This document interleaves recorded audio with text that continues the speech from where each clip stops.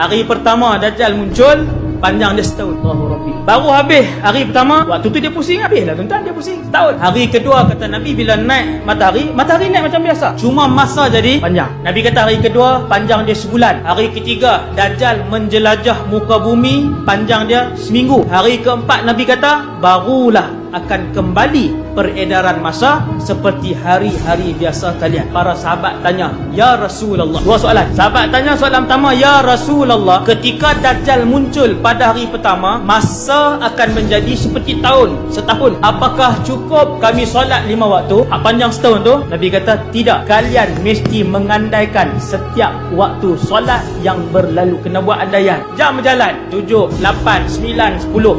Suasana tak berubah, duduk gelap. 11 pagi, 12 tengah hari, 1 setengah. Masuk Zuhur belum? Zuhur. Kena semayang ke dah? Semayang. Soalan kedua, sahabat kata, ya Rasulullah, apabila Dajjal keluar, setitis air minum pun tidak akan ada di muka bumi Allah. Tadi tuan-tuan duk tanya, Ustaz, besar sangat ke fitnah Dajjal ni? Ini saya nak sebut. Antara fitnah Dajjal, hari pertama dia isytihar, kata dia Tuhan, air minum setitis pun tidak akan ada di atas muka bumi. Malaysia ni kalau kemarau 5 bulan, ada yang tak? Kering semua empangan. Malaysia ni, bumi kita ni, kalaulah Allah takdirkan kemarau 5 bulan berturut-turut, empangan seluruh semenanjung akan kering. Bukti dia tahun lepas kemarau 3 bulan, berapa empangan kering, semua susut. Nabi kata setitis air pun tidak ada, sebiji gandum pun tidak ada. Kalau kita berah, sahabat tanya, ya Rasulullah, takkanlah orang-orang Islam akan mati macam tu saja? Nabi pun jawab, Nabi kata ketika mana Dajjal keluar, orang-orang beriman sahaja yang akan bertahan selama dia keluar hidup.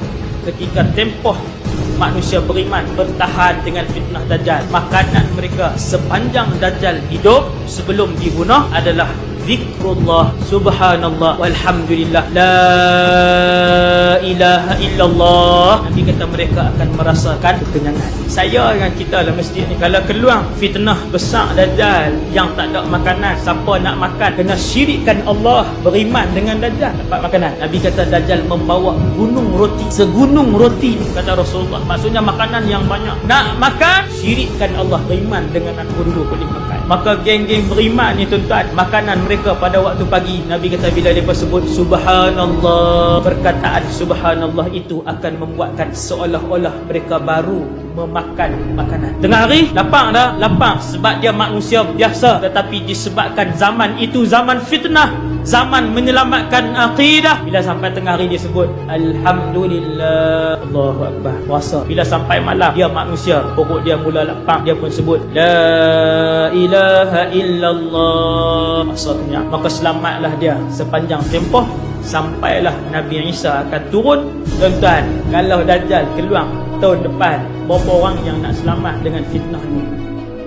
Pemuda beriman ni, selepas habis dah bumi Madinah, tak ada fasik, munafik, kafir lagi lah, tak ada. Satu orang pemuda ni, dia kata aku nak keluar berdepan dengan Dajjal. Aku nak bagi tahu kepada semua yang tertipu bahawasanya itulah pembohong besar Dajjal yang diberitahukan oleh Rasulullah sallallahu alaihi wasallam. Orang kata jangan, orang larang dia. Memang Nabi larang daripada mendekati kumpulan dan perhimpunan Dajjal ketika itu. Sebab ada satu orang lagi, orang soleh, dia nak pergi juga dengan Dajjal ni. Ni yang cerita lain. Orang larang dia pun pergi juga, akhirnya dia tertipu dengan fitnah Dajjal, dia ikut Dajjal. Sebab tu mereka larang pemuda ni. Tetapi pemuda ni ada kes asing. Bila pemuda ni dia nak pergi, bukan dia takut untuk dia dibunuh. Semua orang yang larang tu tahu, kami tahu kamu berani untuk mati syahid. Akan tetapi yang kami risaukan ialah apabila kamu berdepan dengannya, kemungkinan kamu akan terpengaruh dengan dakwah yang dibawa oleh dia. Kamu ikut dia. Yang tu yang kami takut. Dia kata tak, aku nak berdepan dengan dia. Aku nak bagi tahu kepada umat Rasulullah yang telah pun tertipu bahawa dia ni lah Dajjal. Laki ni keluar, pemuda ini dia keluar, dia pun pergi kepada Dajjal. Ketika tu Dajjal masih lagi berada di pinggir Madinah, di satu tempat yang Nabi sebutkan nama tempat itu As-Sabikhah. Dajjal menempatkan para tenteranya, orang-orang kanan dia, di sebuah bukit yang tinggi. Dajjal tempatkan tentera di situ. Keluarlah pemuda ni, sampai di bawah, tentera yang berkawal di bawah tanya, kemana? Nak berjumpa dengan Dajjal, pemimpin kamu. Dia penipu besar. Pemuda ni hina Tuhan ni,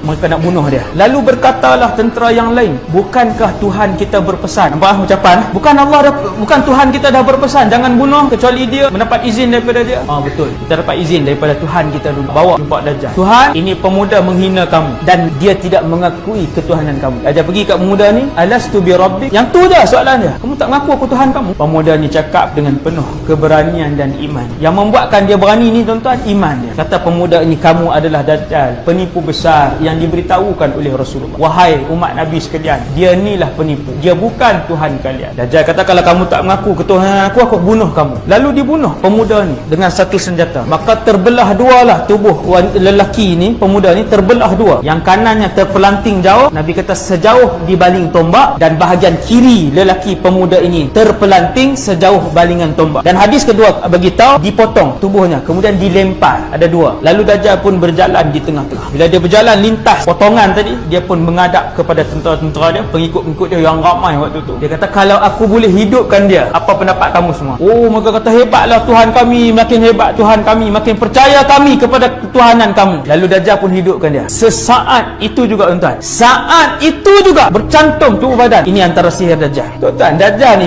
hari pertama dia muncul, seluruh syaitan datang dan menawarkan kepada dia bantuan. Wahai Dajjal, apa bantuan kami boleh buat? Arahkan kami, dihidupkan. Lalu berkata Dajjal, tidakkah kamu beriman dengan aku? Kata pemuda ini, bertambah yakinlah aku bahawa kamu ni Dajjal. Hebat tuan-tuan. Ini dia tak terpengaruh pemuda ini. Nabi puji pemuda ni. Wallahu alam siapa pemuda ni. Lalu dia baringkan pemuda ni. Dajjal baringkan pemuda ni. Disembelih leher pemuda ni. Tetapi Allah tukarkan leher pemuda tadi dengan tembaga. Tak boleh bunuh. Pemuda dibangun, dia kata, wahai Dajjal, kamu tidak lagi akan boleh membunuh siapa pun selepas ini. Dia dah banyak dah bunuh orang. Dah banyak dah sebelum tu. Mekah Madinah ni antara tempat terakhir dia pergi. Lalu Dajjal pun ambil dia, lemparkan dia ke dalam api. Padahal pemuda tu selamat masuk api tu. Kerana Nabi sebut dah. Nabi kata Dajjal ni dia bawa dua benda, api dan air, terjun ke dalam lautan api itu ataupun kawasan yang berapi itu.